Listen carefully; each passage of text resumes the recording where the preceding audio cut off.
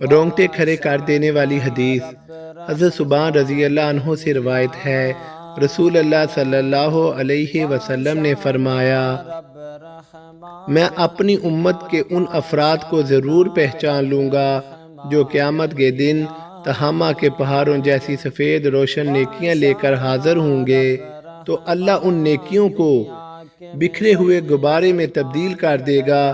حضرت سبحان رضی اللہ عنہ نے عرض کیا، اللہ کے رسول، ان کی صفات بیان فرما دیجئے، ان کی خرابیوں کو ہمارے لیے واضح کر دیجئے، ایسا نہ ہو کہ ہم ان میں شامل ہو جائیں اور ہمیں پتہ بھی نہ چلے۔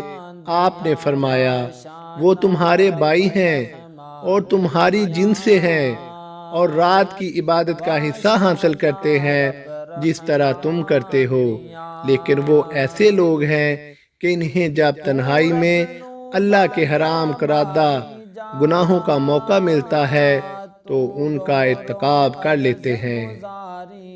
رسول اللہ صلی اللہ علیہ وسلم نے فرمایا، جب اللہ تعالیٰ کسی بندے کے ساتھ بلائی کا ارادہ کرتا ہے تو اس سے عمل کراتا ہے۔